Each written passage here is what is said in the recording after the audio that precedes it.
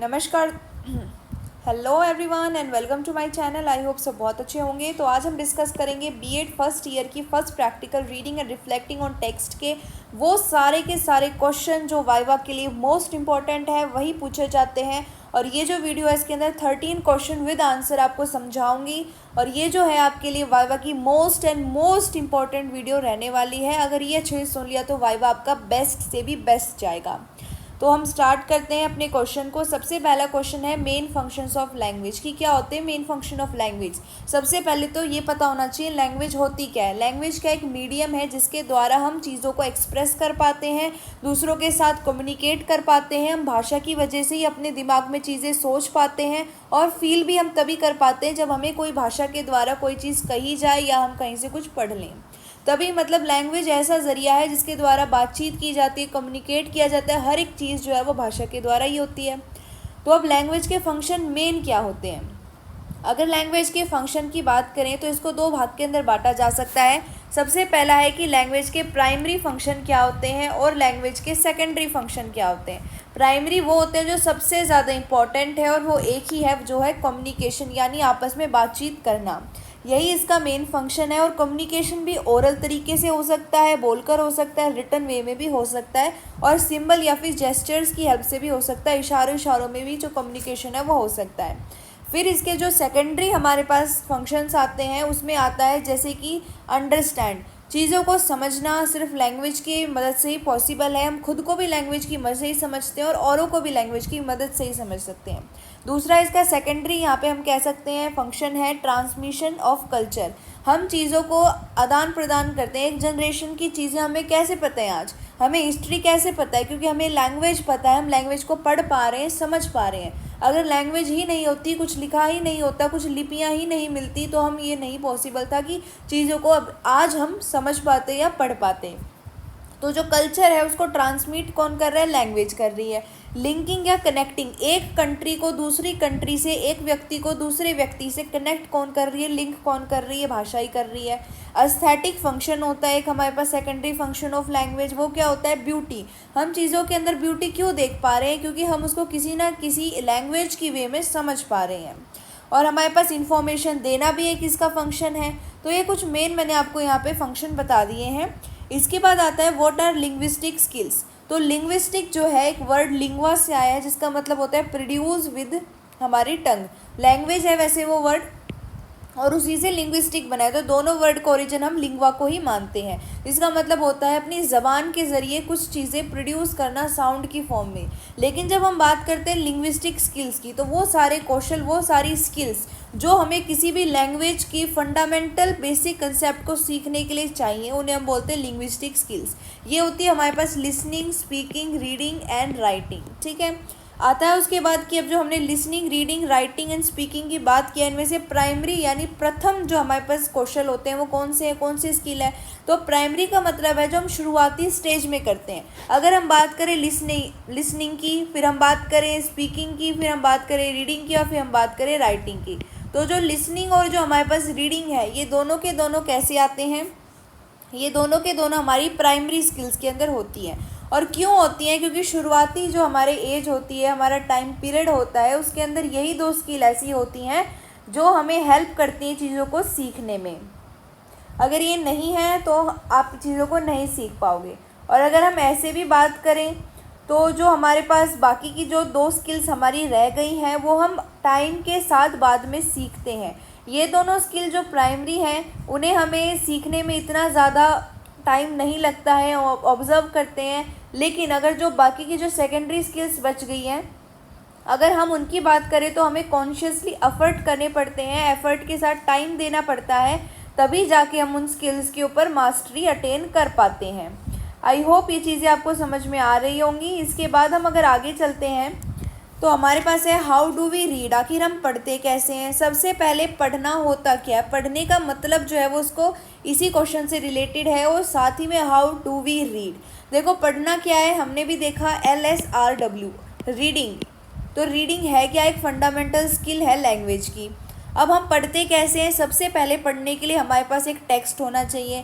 हम क्या करते हैं पढ़ने के लिए? सबसे पहला काम करते हैं वो जो टेक्स्ट है उसको देखते हैं यानी जो सिंबल्स हैं उनको देखते हैं, उसके बाद सिंबल्स की हेल्प से साउंड प्रोड्यूस करते हैं, उस साउंड से रिलेटेड फिर जो चीज़ है वो हमारे दिमाग में परसीव होती है, उसकी विजुअलाइजेशन होती है। तो इन्हीं 3 चीज़ों से मिलके हमारा रीडिंग का प्रोसेस बना होता है। किससे? हमारे पास सिंबल्स होने चाहिए जो रिटन फॉर्म में होते हैं। सिंबल्स को हम क्या करते हैं, पढ़ते हैं तो साउंड क्रिएट होता है और तब जाके कोई सेंस बनती है। तो यही प्रोसेस होता है रीडिंग का। तो ऐसे ही हम पढ़ते हैं। What are type of reading, आखिर रीडिंग के कितने प्रकार हैं? तो देखो, अगर हम बात करें तो हमारे पास होती है लाउड रीडिंग, लाउड के अलावा हमारे पास है साइलेंट रीडिंग, और फिर है हमारे पास इंटेंसिव एंड एक्सटेंसिव रीडिंग। इसके अलावा एक हमारे पास आती है क्लोज रीडिंग या फिर क्रिटिकल रीडिंग। ठीक है, ये हमारे पास कुछ फॉर्म ऑफ रीडिंग है, और क्लोज रीडिंग को हम अटेंटिव रीडिंग के नाम से जानते हैं। इन्हें समझ लो। अभी सबसे पहले अगर बात करें लाउड रीडिंग की, यानी ज़ोर से पढ़ना, इसमें क्या होता है, जो लर्नर होता है, स्टूडेंट होता है, उसे एक टेक्स्ट दिया जाता है जिसे वो ज़ोर से पढ़ता है। जब हम लाउड रीडिंग करते हैं तो हम, ऐसा होता है मैक्सिमम केस में लाउड रीडिंग के अंदर, कि जो लर्नर स्टूडेंट है वो खुद के लिए भी सेम टाइम पे पढ़ रहा है और अपनी क्लास के लिए भी उसी टाइम पे पढ़ रहा है उस टेक्स्ट को। तो इसमें क्या होता है, ज़रूरी नहीं है कि सेम टाइम में एक बार ज़ोर से पढ़ने से ही उस जो पढ़ने वाला बच्चा है उसको चीज़ें समझ में आ जाए। लेकिन इससे होगा क्या, क्यों इसकी इंपॉर्टेंस है? क्योंकि जब हम ज़ोर से पढ़ते हैं टेक्स्ट को तो हमारी जो प्रोनाउंसिएशन है वो सुधरती है, हमारी जो भाषा उसमें फ्लुएंसी के साथ साथ क्लैरिटी भी आती है। फिर हम बात करते हैं साइलेंट रीडिंग की। साइलेंट रीडिंग जब हम करते हैं, यानी बिना ज़ोर से बोले, जिसे हम कहते हैं मन मन में ही पढ़ना, यानी आराम से पढ़ना। तो लाउड रीडिंग में हमारी एनर्जी ज़्यादा लगती है, लेकिन साइलेंट रीडिंग में हमें कम एनर्जी लगानी पड़ती है, टाइम भी कम लगता है, और हम साथ साथ में चीज़ें समझ भी रहे होते हैं और पढ़ भी रहे होते हैं। फिर आती है क्लोज रीडिंग या फिर अटेंटिव रीडिंग। इसमें क्या होता है कि हम चीज़ों को बारीकी से पढ़ रहे होते हैं, हमारा मेन मोटिव होता है कि इन्फॉर्मेशन को और डीपली हम पढ़ें। और जब क्रिटिकल रीडिंग की बात आती है तो इसके अंदर जो हमें टेक्स्ट दिया होता है हम उसको इस तरीके से पढ़ते हैं कि हम एक एक पहलू का, हर किसी के पर्सपेक्टिव से उस चीज़ को एनालाइज करते हैं, टुकड़ों के अंदर बांट कर उसको इवेल्युएट करते हैं, देखते हैं कि उसके क्या क्या यहाँ पे कंपोनेंट्स निकल के आए हैं।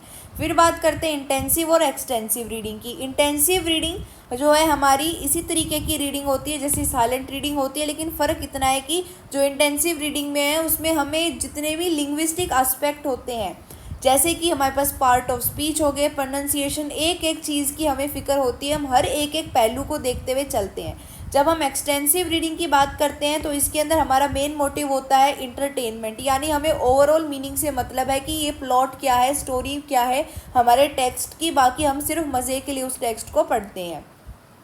फिर आता है पर्पज़ ऑफ रीडिंग। आखिर रीडिंग का क्या पर्पज़ हो सकता है? सबसे पहला रीडिंग का जो पर्पज़ है वो हमें देखना पड़ेगा इंटेंसिव है या एक्सटेंसिव है। दो ही तरीके के पर्पज़ हो सकते हैं, या तो हम डीपली उस चीज़ को पढ़ना चाहते हैं या फिर हम एक्सटेंसिवली इंटरटेनमेंट के लिए उस चीज़ को पढ़ रहे हैं। बाकी इसका ये भी हो सकता है कि हम नॉलेज अटेन करने के लिए पढ़ रहे हैं, वो हमारे इंटेंसिव में आ गया, और एक्सटेंसिव में हम इंटरटेनमेंट के लिए पढ़ रहे हैं।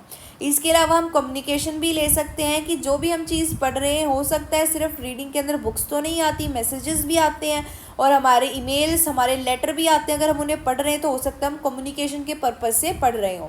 फिर टाइप ऑफ टेक्स्ट आता है एंड देयर फीचर आता है। टाइप ऑफ टेक्स्ट के अंदर हमारे पास आते हैं कोर्स टेक्स्ट और हमारे पास आते हैं beyond the course text. Beyond the course text, तो कोर्स क्या होता है, वो जैसे आप बीएड कर रहे हो तो बीएड आपका कोर्स है, जो भी आप पढ़ रहे हो आपका सब्जेक्ट है, जो डिग्री है वही आपका कोर्स है। तो एक होती है कोर्स टेक्स्ट, यानी जो आपके सिलेबस के अकॉर्डिंग जितनी बुक आपकी लग रही होती है वो सारी आपकी कोर्स टेक्स्ट है। लेकिन जो सप्लीमेंट्री गाइड वगैरह जैसे बहुत सारे बच्चे लक्ष्मी यूज़ करते हैं तो ये क्या है, हमारी एडिशनल बुक है, तो इन्हें हम बोलते हैं बियॉन्ड टेक्स्ट। अब इसके अंदर क्या होता है, इसके अंदर हमारे न्यूज़पेपर से लेकर डिजिटल प्लेटफॉर्म सारी चीज़ें आती हैं। लेकिन जब हम कोर्स टेक्स्ट की बात करते हैं तो इसमें वही टेक्स्ट बुक, वही चीज़ें आएंगी जो हमारा इंस्ट्रक्टर, हमारा टीचर हमें रिकमेंड करेगा या हमारे सिलेबस में मेंशन होगी। फिर हम बात करते हैं pre reading and post reading की। प्री रीडिंग का मतलब होता है पढ़ने से पहले हमें क्या क्या करना चाहिए। पढ़ने से पहले आपको देखना चाहिए कि जो आप टेक्स्ट पढ़ रहे हो वो पढ़ने लायक है या नहीं है, यानी उसका प्रिंट जो है वो किस तरीके से छपा हुआ है, उसकी हेडलाइंस आप देख सकते हो, की पॉइंट्स देख सकते हो कि वो आपके लिए सूटेबल है या नहीं है। इसके अलावा प्री रीडिंग के अंदर हम एक टोटल ओवरव्यू भी ले सकते हैं कि हमारा जो कंसेप्ट है वो इसके ज़रिए क्लियर होगा या नहीं होगा। पोस्ट रीडिंग यानी पढ़ने के बाद आप उस चीज़ के ऊपर अपनी एक समरी लिख सकते हो, उस चीज़ को वापस से इवैल्यूएट कर सकते हो, क्या इससे आपके लिए यूज़फुल चीज़ें निकल के आई है, क्या ये यूज़फुल था भी या नहीं था। फिर आता है ग्लोबल एंड लोकल कॉम्प्रीहेंशन।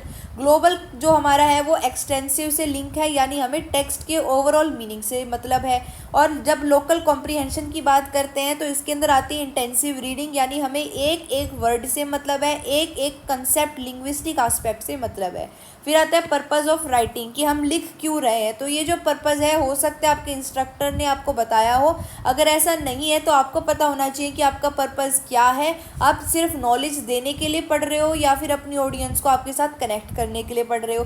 फिर आती है स्किल ऑफ राइटिंग। तो स्किल ऑफ राइटिंग भी एक फंडामेंटल स्किल है, लिंग्विस्टिक फंडामेंटल स्किल है, जिसके ज़रिए हम क्या करते हैं, कम्युनिकेट करते हैं और अपने जो एक्सप्रेस करते हैं आइडियाज़ को, इसके ज़रिए हम सेल्फ एक्सप्लोर भी करते हैं। हमारे माइंड में जो चीज़ें चल रही होती हैं उसके प्रति अवेयर होते हैं और तब जाके हम अपने आप को रिफ्लेक्ट करते हैं। तो इस टाइप की जो हमारे पास राइटिंग है, जिसकी मैंने जिक्र अभी आपके सामने की है, कि हमें क्या करना है, अपने बारे में ही जानना है और फिर चीज़ों को प्रस्तुत करना है, तो हम उसे बोलते हैं रिफ्लेक्टिव राइटिंग। कि आपके माइंड में क्या है उसे लिखित रूप में रिफ्लेक्ट करना ही हमारा रिफ्लेक्टिव राइटिंग होता है। फिर आता है ऑटोबायोग्राफी और बायोग्राफी के बीच में डिफरेंस क्या होता है। ऑटोबायोग्राफी के अंदर क्या होता है, जो ऑथर होता है वो अपनी लाइफ के बारे में खुद लिखता है, लेकिन बायोग्राफी में क्या होता है, कोई और इंसान किसी और की पूरी लाइफ के बारे में लिखता है। तो ये 13 क्वेश्चन थे, जिनसे आपके जो वाइवा है उसके क्वेश्चन 101% इन्हीं से बनेंगे। तो इनको अच्छे से कर लेना, आंसर भी बता दिए। किसी में कोई डाउट है तो कमेंट बॉक्स में बता सकते हैं। बाकी आपकी बीएड की कैसी डिग्री चल रही है, कैसा आपको लग रहा है, वो भी आप हमें कमेंट में बिल्कुल शेयर कर सकते हैं। Thank you for watching.